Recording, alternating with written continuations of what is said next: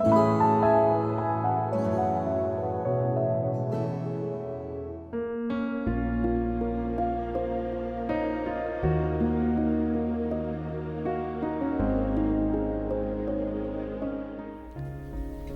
के न जानने से मनुष्य अपने को दुखी जानता है।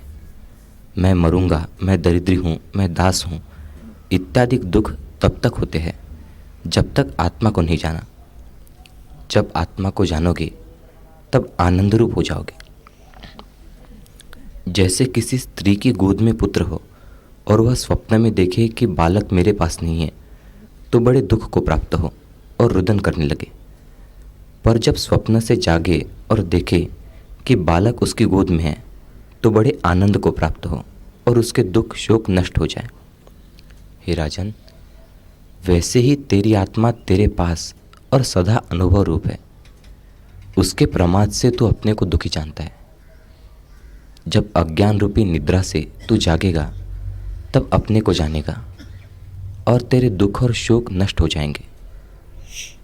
देह और इंद्रियादिक जो दृश्य है उनसे मिलकर अपने को ये जानना कि मैं हूँ, यही अज्ञान निद्रा है।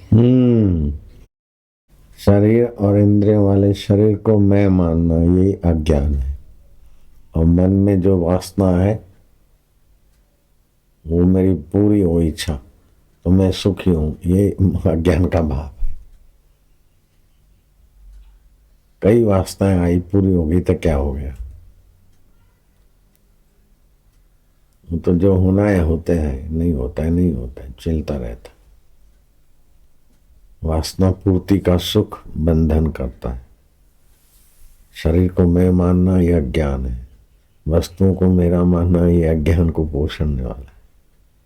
लेकिन आत्मा को मैं मानना, परमात्मा आत्मा एक स्वरूप है, विभू है, व्याप्त है, तो यह अज्ञान को चीर कर, जैसे बादलों को चीर के सूर्य प्रकाशित होता है, अंधकार में ऐसी बहुत ऊंची चीज, बहुत ऊंची आत्मा प्राप्ति। बाप रे बाप,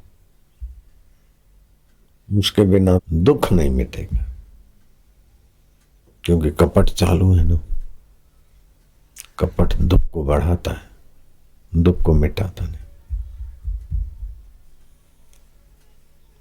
कपट गांठ मन में नहीं, सबसे सहज स्वभाव, नारायण व भक्त की लगी किनारे ना। ऐसा आत्मपद है। हाँ जी। जैसे जब मणि तृण से ढकी होती है तब नहीं देख पड़ती और जब तृण दूर करिए तब मणि प्रकट हो जाती है, वैसे ही आत्मा रूपी मणि वासना रूपी तृण से ढकी है। देख लो, जैसे मणि तिनकों से ढकी है तो नहीं दिखती, तिनके हटाइए तो दिखती है। ऐसे आत्मरूपी मणि वासनाओं के तिनकों से ढकी है। वही वासना झूठा, बेईमान, कपटी,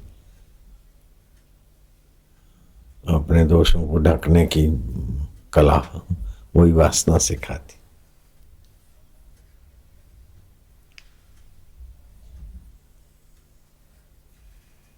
जो दोषों को ढकता है समझो उसका भविष्य अंधकार में है। अपनी गलती में सफाई देके गलती से बचना चाहता है, समझ लो उसको लंबे समय तक इस पाप कूप में रहना है, जन्म मरण में माँ के गर्भों में रहना है।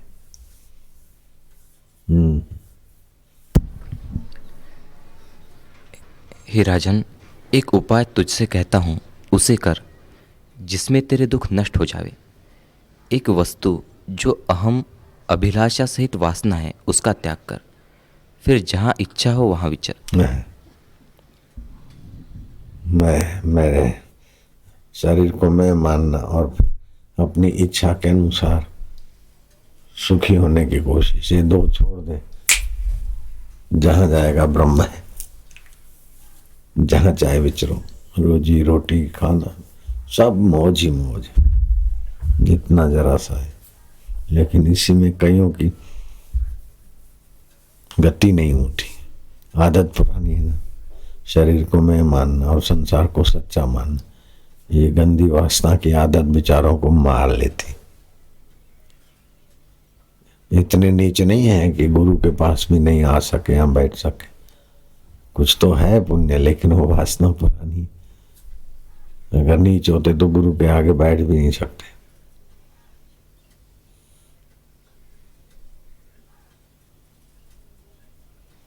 स्वल्प पुण्यवताम राजन विश्वासो नहीं बजाए थे।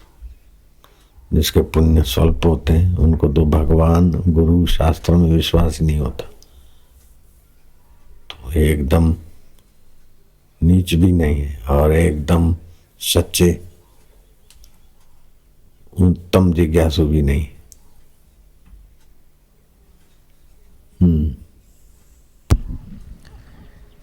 फिर तुझे दुख का स्पर्श न होगा।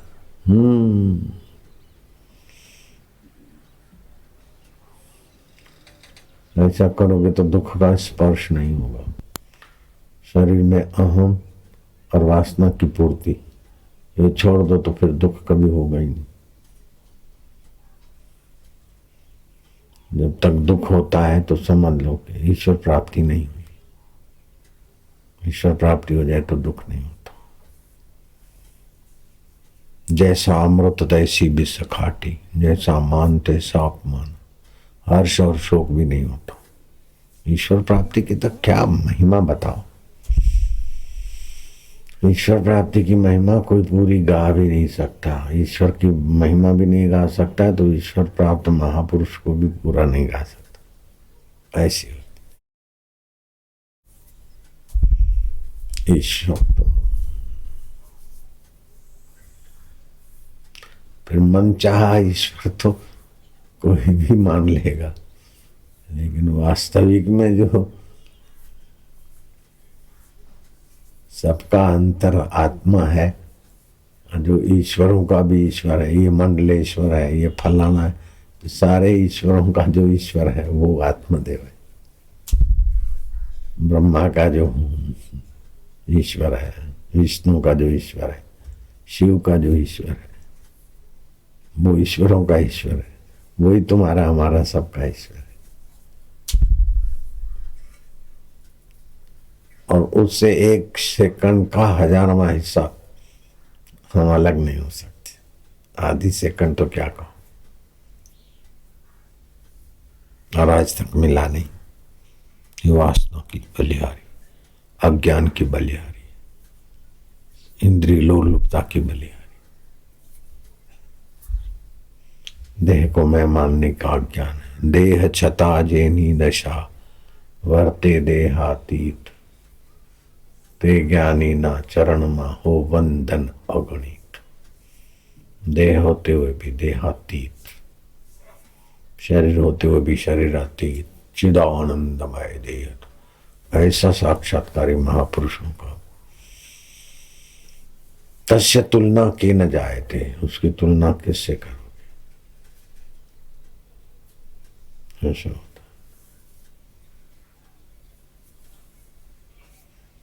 राजा इक्ष्वाकु, भगवान राम इक्ष्वाकु कुल में पैदा हुए। राजा इक्ष्वाकु मनु महाराज के भक्त थे। मनु महाराज का ध्यान किया तो मनु महाराज आ गए उनके पास। तो राजा ने बोला कि लोगों की नजर से तो मैं बहुत बड़ा आदमी, बड़ा सुखी दिखता हूं, लेकिन मैं अभागा हूं। आयुष्य नाश हो रही है, रथ में घूमता हूं, प्रजा मेरा जय जयकार करती, लेकिन मैं कौन हूं अभी तक जाना नहीं। आखिर एक दिन तो मर जाएंगे, शरीर यहीं पड़ा रह जाएगा। ये राज भवन लक्ष्मी क्या मेरे साथ आएंगे?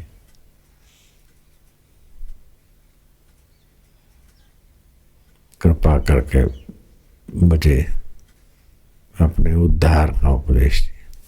तब मनु महाराज ने कहा, जो घर में भोजन मिले स्वास्थ्य का ख्याल करके खा लो। ये चाहिए, उस वासना को मत पूर्ति करो। जहां नींद आए वहां सो लो। जो धन मिल गया गया सो गया। जो मान अपमान हुआ, लेकिन नित्य आत्म परमात्मा की प्राप्ति का अभ्यास करो। अंतर्मुख रहो, शास्त्र विचारो। तुम्हारे सारे दुख मिट जाएंगे। फिर तुम जिस ईंट पे पैर रखोगे वो ईंट पूजने योग्य हो जाएगी। तुम वस्तु को छुओगे वो वस्तु प्रसाद हो जाएगी। तुम जिस पर दृष्टि डालोगे वो भी धन्य आत्मा, पुण्यात्मा, सुखी आत्मा होने लगेगी। ज्ञानी की दृष्टि से लोग सुखी आत्मा नहीं होते क्या? तुम ऐसे बन जाओगे। राजा इक्ष्वाकु लग गए। वो इक्ष्वाकु कुल में रघु राजा और दिलीप राजा और दशरथ राजा और फिर राजा राम आए। उन्होंने भी साक्षात्कार कर लिया। अज्ञानी स्वरूप के प्रमाद से अभिमान करता है कि ये मेरे है और मैं इनका हूँ, और उनका नाश होने से दुखी होता है। ये नहीं जानता कि सत का नाश नहीं होता। असत का नाश होने से सत का नाश मान बैठता है। जैसे घट का नाश होने से घटाकाश का नाश मानिए, वैसे ही मूर्खता से दुख पाता है।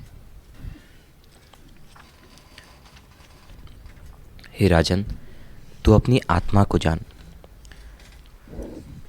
उसमें वाणी की गति नहीं है, पर शास्त्रों के उपदेश से जाना जाता है, क्योंकि मन और वाणी में भी आत्मसत्ता है।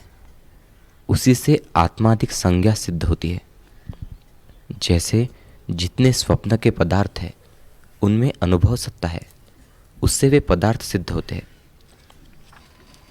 वैसे ही जितनी कुछ अर्थ संज्ञाएं हैं वे सब आत्मा से सिद्ध होती है।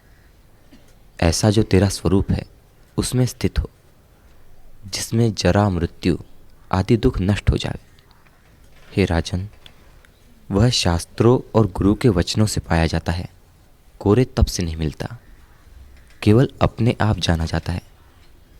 शास्त्राधिक तो लखा देते हैं, परंतु यह है ऐसा कहकर नहीं जनाते। दृष्टा पुरुष अपने आप जानता है। जैसे नेत्रों में जो सूर्य की ज्योति है वही सूर्य को देखती है, वैसे ही आत्मा को देखता है। वह अंतर्मुख और संकल्प से रहित होकर अपने को आप देखता है। जब संकल्प बहिर्मुख होता है तब वही दृढ़ होकर स्थित होता है और फिर उसकी भावना होती है। हे राजन, जीव को और कोई दुखदाई नहीं, अपने ही संकल्प से असम्यक दर्शी दुखी होता है। सम्यक दर्शी को जगत दृष्टिगोचर होने पर भी दुखदाई नहीं होता। जैसे रस्सी में सर्प की भावना होती है तो भय प्राप्त होता है, फिर जब रस्सी को जान लेने से सर्प का भ्रम दूर होता है तब भय भी जाता रहता है।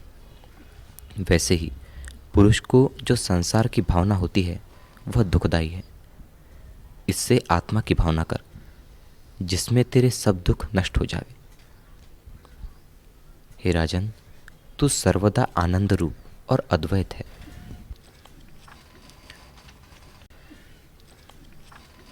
तुझमें कोई कल्पना नहीं।